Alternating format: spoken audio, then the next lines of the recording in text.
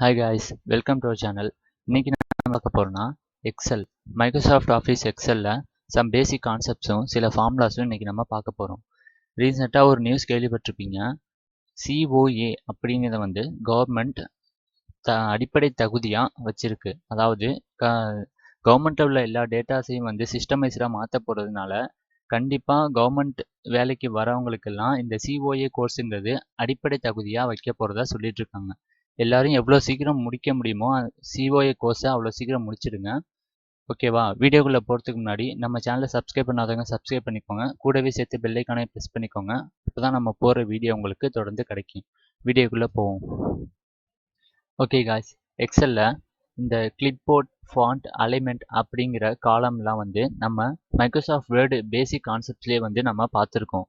அந்த வீடியோ பார்க்காதவங்க லிங்க் டிஸ்கிரிப்ஷனில் தரேன், அந்த வீடியோ பார்த்துருங்க. அதில் பேசிக் கான்செப்ட்ஸ் எல்லாம் என்னென்னு எல்லாத்துக்கும் பேசிக் கான்செப்ட் சொல்லியிருக்கோம். ஓகேவா? இந்த அலைன்மெண்ட் அப்படிங்கிற காலமில் மெர்ஜ் அண்ட் சென்டர்னு ஒரு ஆப்ஷன் இருக்கும். அந்த ஆப்ஷன் வந்து எதுக்கு யூஸ் ஆகுதுன்னா, இப்போ நீங்கள் 2 செல் எடுத்துக்கிறீங்கன்னா அந்த 2 செல்லையும் மெர்ஜ் பண்ணி அதில் நீங்கள் டைட்டில் தந்தீங்கன்னா அது வந்து சென்டராக அலைன் பண்ணுறதுக்கு தான் வந்து அந்த காலம் வந்து நீங்கள் யூஸ் பண்ணிக்கணும். அதாவது நீங்கள் இப்போ ஒரு டைட்டில் தரீங்க. நான் வந்து மார்க் ஷீட் அப்படிங்கிற ஒரு டைட்டில் தரேன். இந்த மார்க் ஷீட் அப்படிங்கிறத இந்த 3 செல்லுக்கும் நான் கம்பைன் பண்ணி மெர்ஜ் பண்ணி அதை வந்து சென்டர் ஆகணும். அதுக்கு நீங்கள் செலக்ட் பண்ணிவிட்டு எந்தெந்த இந்த செல்ஸ் எல்லாம் வந்து நீங்கள் கம்பைன் பண்ணணுமோ அத்தனை செல்ஸை செலக்ட் பண்ணி மெர்ஜ் அண்ட் சென்டர் கொடுத்தீங்கன்னா அந்த செல்ஸ் எல்லாம் கம்பைன் ஆகிட்டு உங்களுக்கு அது சென்டராக அலைன் ஆகிடும். ஓகேவா? அடுத்தது விராப் டெக்ஸ்ட். விராப் டெக்ஸ்ட் அப்படின்னா நீங்கள் ஒரு டைட்டில் தரும்போது அது வந்து அடுத்தடுத்து கீழே வந்து அலைன் ஆகிட்டே வரும். அதாவது விராப் டெக்ஸ்ட் அப்படிங்கிறத நீங்கள் கிளிக் பண்ணிவிட்டு நீங்கள் அந்த இடத்துல ஒரு டைட்டில் கொடுத்தீங்கன்னா நான் மார்க் ஷீட்னு தரேன். இப்போ மார்க் ஷீட்னு தரும்போது அது அடுத்தடுத்தா வந்து கீழே அலைன் ஆகிட்டே வரும் இந்த மாதிரி. அதுக்கு தான் வந்து அந்த விராப் டெக்ஸ்ட் அப்படிங்கிற ஆப்ஷன் கொடுத்துருக்காங்க. ஓகேங்களா? அடுத்தது ஜென்ரல் அப்படிங்கிறது நீங்கள் பார்த்தீங்கன்னா இங்கே நம்பர், கரன்சி, அக்கௌண்டிங், பர்சன்டேஜ், ஃப்ராக்ஷன்லாம் இருக்கும். நீங்கள் யூஸ் பண்ணுற நம்பருக்கு வந்து பர்சன்டேஜ் தரணும்னா ஃப்ராக்ஷன் இது மாதிரி இதெல்லாம் நீங்கள் வந்து இதில் யூஸ் பண்ணிக்கலாம். ஓகேங்களா? அடுத்தது கண்டிஷனல் ஃபார்மேட்டிங். இப்போ நீங்கள் ஒரு செல்லு வந்து ஹைலைட் பண்ணி காமிக்கணும். எனக்கு இந்த செல்லில் இருக்கிற வேல்யூ ஒரு 50 above இருந்தால் அது வந்து எனக்கு ஹைலைட் பண்ணி காமிக்கணும் அப்படின்னா நீங்கள் வந்து ஒரு செல்லில் கிளிக் பண்ணிவிட்டு அந்த கண்டிஷனல் ஃபார்மேட்டிங்கில் போய் ஹைலைட்டிங் செல்ஸ் ரூல்ஸ் நான் போகிறேன். அதில் கிரேட்டர் தென் அப்படிங்கிறது போகிறேன். போனோடனே ஒரு விண்டோ பாப் ஆகும். இங்கே format cells that are greater than அப்படின்னு இருக்கு. எந்த வேல்யூவை விட கிரேட்டர் தென்னா இருந்தா, இப்போ நான் வந்து ஒரு 13 தரேன். 13 கொடுத்துட்டு ஓகே தரேன். சைடில் இங்கே உங்களுக்கு வந்து அந்த செல் வந்து எந்த கலரில் வந்து ஹைலைட் பண்ணி காமிக்கணும் அப்படின்னு இருக்கும். நான் இங்கே 13 வேல்யூ கொடுத்துட்டு ஓகே கொடுத்துட்டு நான் இந்த செல்லில் போய் இப்போ 30 above அதாவது கிரேட்டர் தென்னா 30 above இருக்கணும். அப்போ நான் 14 தரேன். 14 கொடுத்தா எனக்கு அது வந்து ஹைலைட் ஆகி காமிக்கும். ஓகேங்களா? இதுதான் அந்த கண்டிஷனல் ஃபார்மேட்டிங்கில் வந்து நீங்கள் இதே மாதிரி எல்லாத்துக்கும் உங்களுக்கு ஹைலைட் பண்ணி காமிக்கிற மாதிரி நீங்கள் வந்து செட் பண்ணி நீங்கள் யூஸ் பண்ணிக்கலாம் இதை. அடுத்தது ஃபார்மேட் ஆஸ் டேபிள். நீங்கள் டேபிள் கிரியேட் பண்ணிவிட்டு உங்களுக்கு அந்த டேபிள் என்ன டிசைனில் வேணும் அப்படிங்கிறத வந்து நீங்கள் இதுலேருந்து செலக்ட் பண்ணிக்கலாம். இது நம்ம முன்னாடியே பார்த்துருக்கோம். அடுத்து செல் ஸ்டைல்ஸு.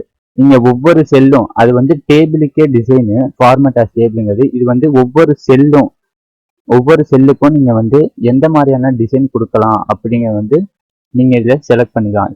இப்போ நான் இதையே கிளிக் பண்ணி செல் ஸ்டைல்ஸில் வந்து நான் கொடுத்தேன்னா எனக்கு அந்த செல் கலர் மாறுது பார்த்தீங்களா? அது நீங்கள் வந்து ஒவ்வொரு செல்லுக்கும் ஹைலைட் பண்ணி நீங்கள் காமிச்சிக்கலாம். அடுத்தது இன்சர்ட் செல்ஸ் அப்படிங்கிற ஆப்ஷனில் நீங்கள் வந்து ஒரு செல்லை இன்சர்ட் பண்ணணும்னாலோ நீங்கள் இந்த ஆப்ஷன் யூஸ் பண்ணி வந்து செல்லை இன்சர்ட் பண்ணிக்கலாம். இப்போ நான் வந்து டைப் பண்ணிட்டு இருக்கேன், இடையில எனக்கு ஒரு செல் தேவைப்படுதுன்னா நீங்கள் வந்து இதில் ஒரு செல்லை வந்து இன்சர்ட் பண்ணிக்கலாம். அது ஒரு ரோவையும் இன்சர்ட் பண்ணலாம், ஒரு காலத்தையும் இன்சர்ட் பண்ணலாம். ஓகேங்களா? அதே மாதிரி டெலீட்லேருந்து எனக்கு எந்த செல் தேவையில்லையோ அந்த செல்லை செலக்ட் பண்ணி நீங்கள் டெலீட் கொடுத்தீங்கன்னா அந்த செல் டெலீட் ஆகிடும். அதே மாதிரி ரோவையும் டெலீட் பண்ணலாம், ஒரு சேம் காலத்தையும் டெலீட் பண்ணலாம். அப்புறம் ஃபார்மேட்டுங்கிறது இந்த ரோ ஹைட்டு, காலம் விட்த்து இதெல்லாம் நீங்கள் வந்து எக்ஸ்டெண்ட் பண்ணிக்கலாம். நம்ம ஒவ்வொருக்கு தேவையான பேசிக்ஸ் எல்லாம் பார்த்தாச்சு.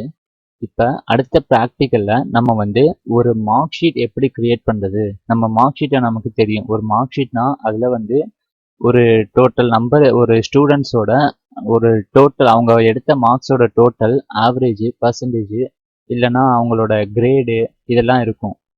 அதை பற்றின ப்ராக்டிக்கலாக நம்ம அடுத்த வீடியோவில் பார்க்கலாம். அதுக்கு முன்னாடி இந்த வீடியோலேயே அதுக்கான சம் ஃபார்முலாஸ் எல்லாம் இருக்குது.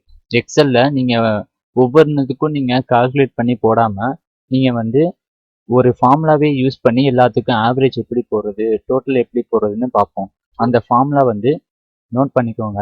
இப்போ ஒரு டோட்டல் கண்டுபிடிக்கணும் அப்படின்னா ஈக்குவல் டு சம், இது C5:G5 அப்படிங்கிறது வந்து அந்த காலமை குறிக்குது, எந்த காலத்துலேருந்து எந்த காலம் வரைக்கும் அப்படிங்கிறது. இதை நம்ம டீட்டெயிலாக அந்த ப்ராக்டிக்கல் பார்க்கும்போது பார்க்கலாம். அதே மாதிரி ஆவரேஜ் கண்டுபிடிக்கணும்னா அதே ஈக்குவல் டு ஆவரேஜ் C4:G4 அதே தான்.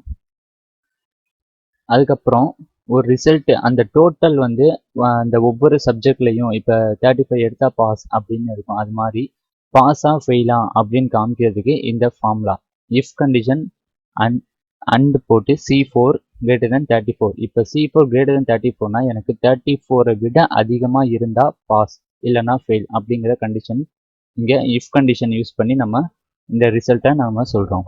அடுத்தது கிரேடு. எனக்கு வந்து நான் டோட்டலில் வந்து இந்த ஒரு சப்ஜெக்டில் 90 above பர்சன்டேஜ் வந்து 90 above எடுத்திருக்கேன் அப்படின்னா ஏ கிரேட். அதே இஃப் 80 above எடுத்திருக்கேன்னா பி கிரேட். அதே 60 above எடுத்திருக்கேன்னா சி கிரேட். அது மாதிரி கிரேடுக்கு இந்த ஃபார்முலா. இந்த ஃபார்முலாவில் வந்து ஒன்று கூட மிஸ் பண்ணாமல் போட்டதாங்க கைஸ் கரெக்டாக வரும். இந்த ஃபார்முலாவை கேர்ஃபுல்லாக நோட் பண்ணிக்கோங்க. ஓகேவா கைஸ்? அடுத்த வீடியோவில் நம்ம மார்க் ஷீட் எப்படி கிரியேட் பண்ணுறதுனோ, நம்ம சேனலை சப்ஸ்கிரைப் பண்ணாதவங்க சப்ஸ்கிரைப் பண்ணிக்கோங்க. கூடவே சேர்த்து பெல் ஐக்கானை ப்ரெஸ் பண்ணிக்கோங்க. அப்போ தான் நம்ம போடுற வீடியோ உங்களுக்கு தொடர்ந்து கிடைக்கும். ஓகே கைஸ், நெக்ஸ்ட் வீடியோவில் பார்க்கலாம்.